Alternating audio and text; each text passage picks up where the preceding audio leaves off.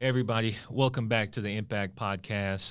Today, I got a special guest that I wanted to introduce everyone to and just kind of hear a little bit of his story here with Family First Life. So, Mark, why don't you go ahead and introduce yourself to everybody?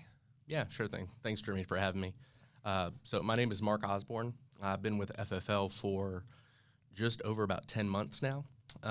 So previous to this, I was actually in the software sales industry, worked in the Atlanta market for past 10 years or so, started in inside sales, and then my last couple roles were in the enterprise space, selling to large companies, 5,000 employees above. So, yeah, that's overall my backstory. Perfect. And so how'd you end up in life insurance? What attracted you to getting your license and getting started? I had actually been forwarded an email from a mentor of mine, a gentleman in the actually captive agency State Farm space. So he forwarded me an email of actually Mike Killamette, and I did the research, reached out to the agents in the Atlanta area, and just kind of turned over some rocks. So, yeah, I met Mike and came on board a little bit over, again, 10 months ago, and I was building day one, so it's been a wild ride up until now. Awesome. So 10 months in, been building since day one. And, you mentioned a mentor of mine that's a mentor of yours as well, Mike Killamette. How awesome is it working with Mike and just the type of person he is and kind of how he pours into you? Yeah, no, it's been huge. I think the biggest thing that Mike brings to the table for me is he knows everything from the very beginning to getting even to the level of like having a deal and partnering with integrity. So he's got the big picture from the get-go on how to build this thing wisely, and how to do it right from the first time you attempt it. Makes sense. Absolutely. So it's been huge. No, makes sense. It's the same thing here. Having worked with him now for about 4.5 years, man, just the way he pours into people. He's a really good coach, yeah. And he played sports too, so it just makes him an even better coach. And then give him a little bit of your background from a family standpoint. Married, kids, what does that look like? Yeah, so married, been married for 3 years this past November. Forgive me. And no kids just yet. We've got one very high maintenance golden doodle back home. So yeah, that's a child right there. Almost like two. Yeah. So. Awesome, man. Yeah. And so when you look at, what you're doing now and what you're trying to do in your career with Family First Life, can you talk a little bit about that, kind of where you are now from a personal production standpoint, how many families you're helping on a weekly basis, yeah, and then what you're trying to build here, because you're not just in it to just protect families. You're here to build a business to protect even more families as well, right? Yeah. I mean, I resonated a lot with the same reason that Mike Killamette got into this opportunity, and that was really an opportunity to help families first and foremost, but also build an organization, build a team and a business here that we could actually change the lives of agents professionally. So, so on average, on any given week, I help anywhere from 4 to 6 families, and then with our agency and what we've been building, we've got about 50 to 60 agents active with our team right now. And then overall, our team is doing around 10 to 15 grand a week. Makes sense. Absolutely. So, that's good stuff, man. And the goal is to be able to scale that, help more people, yes, build as quickly, and help other individuals that want to build as well to grow a business.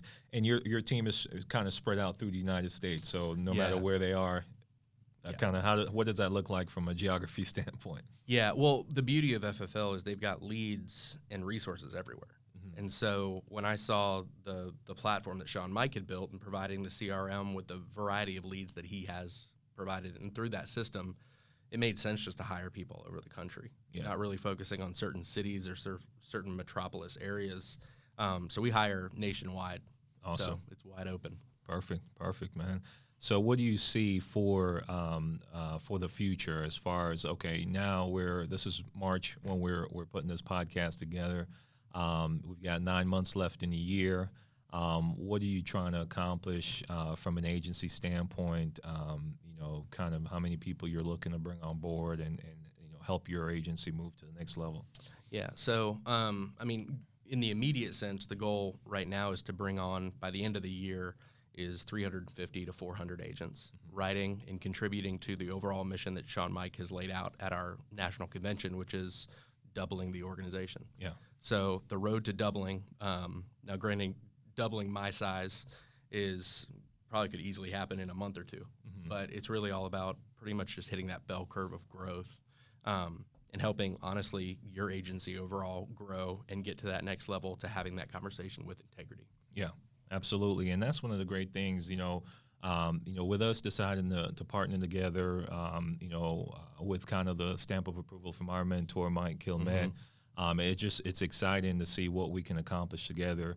And I've always been in the position, being in this industry, where it's looking for the people that are of the same mind, same heart, that want to help more people and want to build a big business to impact more lives. And that's exactly what you're about. And when we look at one of the things I don't think that we talk about enough is kind of, who should consider this opportunity, because a lot of people watch the content that we put out and they might be thinking, is this for me? And so from in your words, how do I determine if I'm watching this video and I'm wondering, should I check that out? Whether I'm a licensed agent and I'm at some other company and I'm, wondering, should I go here? Or I'm unlicensed and I'm looking for a career change or some additional funds to cover these gas prices. How do I, evaluate and how do I know, okay, could this possibly work? Obviously, it's not the right fit for everybody. Yeah, but what does that look like to you? Yeah, I mean, from the unlicensed agent or unlicensed individual wanting to step into this, if you're looking at your current career path, I know with the pandemic and with the way that really jostled a ton of people's industries and careers, people are looking for stability and the opportunity to grow to their potential. And so in both of those things, FFL kind of shows up in spades, with the fact that their comp is the highest in the industry, and they really give you the tools to enable yourself to go out, and if you want to just be a Hall of Fame producer selling $400,000 or helping 400 families in the industry or in the field, you can do that. And then also, if you wanted to build an organization to where you're helping agents change their lives as well, you could do that too.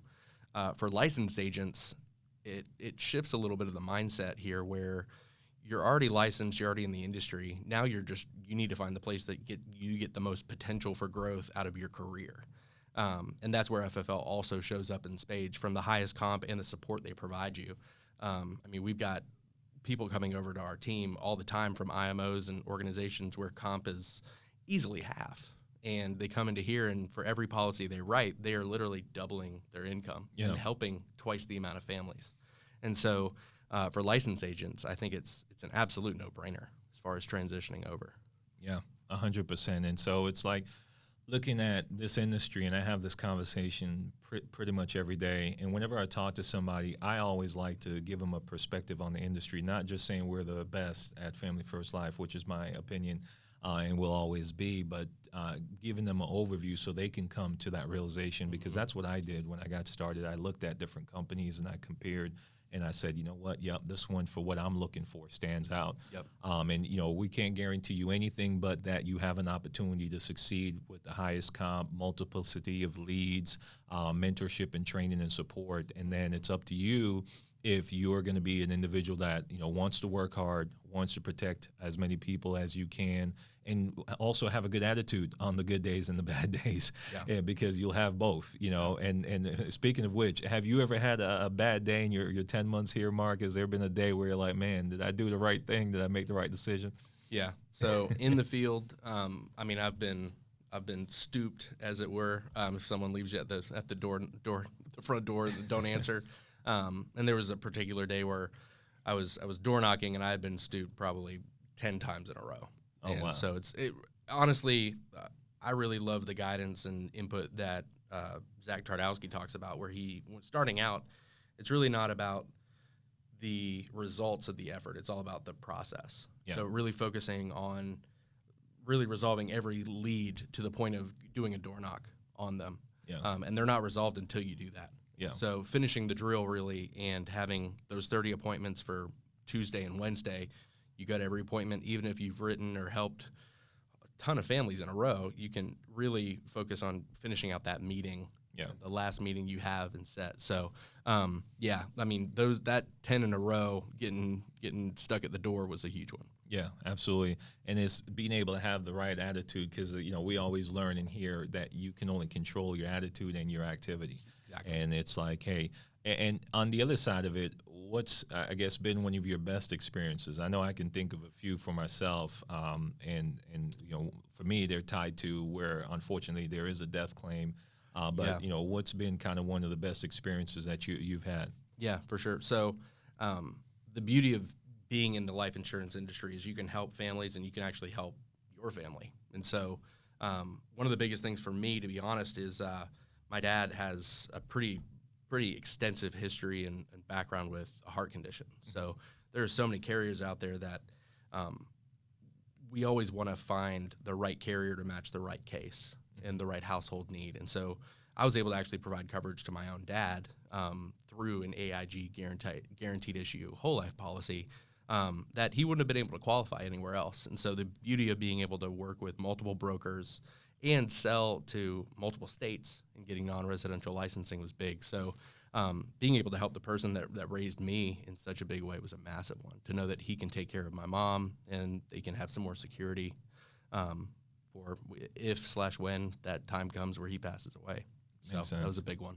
Yeah, absolutely. I could definitely see that being impactful, man. So awesome. Well, anything you would say to, and we could wrap up with this, anything you'd say for that agent that is new, that's getting started, that was you 10 months ago, getting through the gate, what tip, advice would you provide for that person? Yeah, no, totally. I think the two things that I would say is starting out, you got to trust the process and trusting the dial days, the running of meetings, and really finishing those drills as you're starting out, and not focusing on how many families you're helping, but how many families you're interacting with, and how to really hone that skill. And then also dive into the trainings.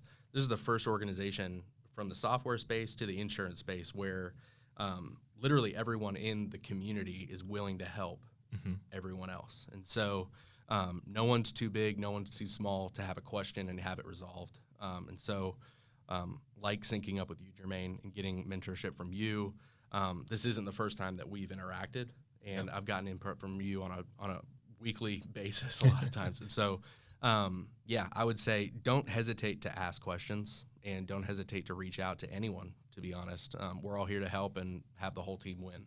Yeah, 100%.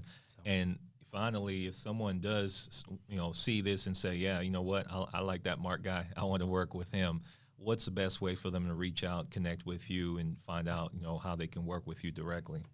Yeah, so you can actually reach out to my email or my phone number. So my phone number is 678-469-1454. I'm happy to answer any questions and just kind of expand anyone's knowledge as far as the opportunity goes.